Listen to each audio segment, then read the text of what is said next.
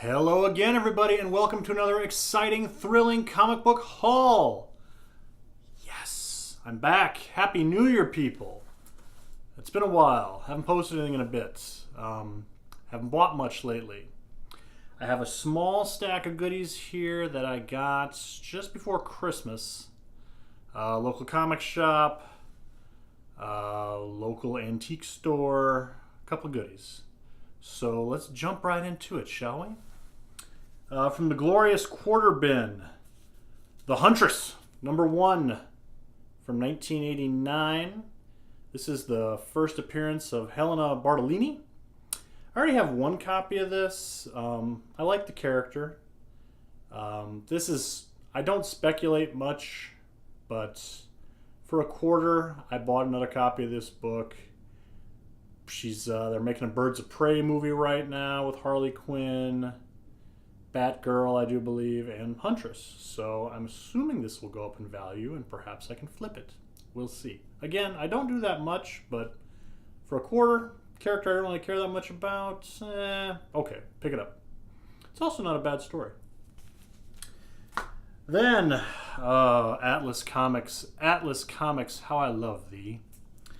Hands of the Dragon, #1. I have never heard of this comic. I've picked up many an Atlas comic in the last decade or so. I've never seen this. I really need to look at their entire inventory and see what all series there are for my collecting. Not much to say about this. Pretty generic kung fu book of the 70s.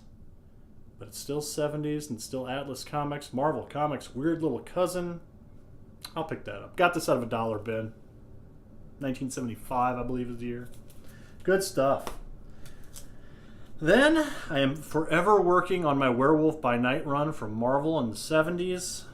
It's a really good book. Doug Mensch is the writer for a lot of these later issues. Very good art. Very good writer. Very, very underrated. Does a lot of Batman stuff in the 90s.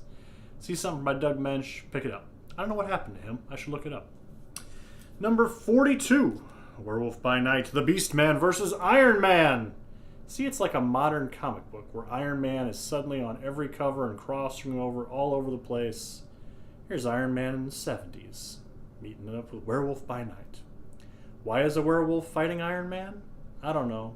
I feel this should not be much of a fight. Iron Man should pretty handily just, fly, zap him with some repulsor rays.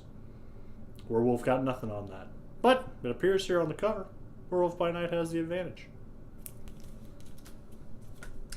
And then I got the final issue of Werewolf by Night, #43, also featuring Iron Man on the cover. I assume these were some desperate attempts to try to boost sales last minute. Well, at least the last issue was, but didn't work out. This is a really good series. I'm working on getting the whole run. I've got a huge chunk to go, but I've got the last 2 issues now. Very cool. And then I pulled this from my local comic shop out of the dollar bin, and when I took it up to the guy, I expected him to say no. Or I expected to get it home and find, like, coupons cut out or pages missing, but I counted the pages, everything's there, nothing's clipped. This is the international sign for a clip or scissor. It has to be, right? In sign language, is this scissor? I don't know. Just rambling now. Just rambling. Sgt Fiorinas Commandoes #62 from the Silver Age of Marvel Comics. This book is for $1, this book is in really, really nice shape. It's not a key book. I can see why he put it in his dollar bin. Just, draw interest in the dollar bin. Try to get other people digging through there. Might find some gems. But, this is a 1968 Marvel comic book for $1. Yes. All day, every day. Yes, please. Thank you. Scissor. Again. Scissor. Alright, now we're getting some goodies. One of the previous videos I showed you guys a bunch of Silver Age Fantastic Four stuff. I picked up 4 more books. He had a Christmas Eve sale, if I recall now. It's into January, so it's hard for me to remember, but he had a Christmas Eve sale. All of his wall books, all these shiny Fantastic Four books were greatly discounted, which kind of irritated me because I just spent some money on the other ones, but whatever. So I picked up a couple more, and then he discounted them even deeper for me. I don't know, he's been giving me good deals lately, and I very much appreciate that. Fantastic Four number 78. The Thing. Dun, dun, dun. A lot of these... Okay, so here's what I know about the Fantastic Four that I've read so far. They're constantly... Ben Grimm, the Thing, is fighting the Fantastic Four, or they're desperately trying to change him back into good old Ben Grimm, human. Yeah. It's a fine issue. Nothing too spectacular about it, but, you know, Jack Kirby, Stan Lee, the height of their powers. Yeah. This one's kind of fun. Fantastic Four number 93. Again, very Jack Kirby cover. That creature that's fighting Ben Grimm in the Arena of Death. Arena of Death? Arena of Death. Looks very Kirby-esque. Very cool design. Yeah, just the first 102 issues are what shaped the Marvel Universe. Anytime I can pick those up for relatively cheap prices, yes. As you should as well. Also, please note I'm wearing my Chicago Bears hat. I am still in mourning over my beloved Bears tragically losing a playoff game last weekend. Hurts me. Hurts me that there's football on today and tomorrow that do not feature the Chicago Bears. I'll get over it, but painful. Then my last two are two real gems. No major keys or anything, but these are two really nice shaped books for what I paid for them. From the early Marvel Age of Comics, Silver Age.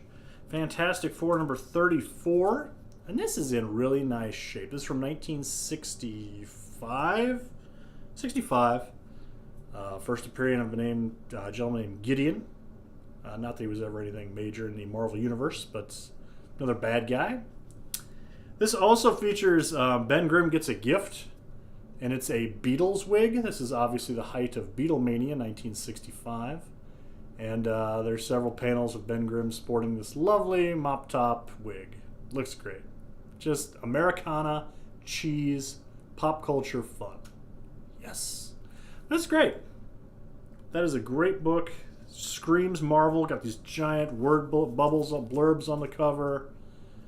Stan Lee was one to often add to this cover art by always putting a lot of dialogue and just captions, and he liked words. Stan Lee liked him some words, man. Let's throw those on a cover anytime you get a chance.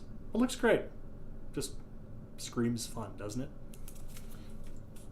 And last but not least, I'm actually going to open this one up, people, let you guys see part of it.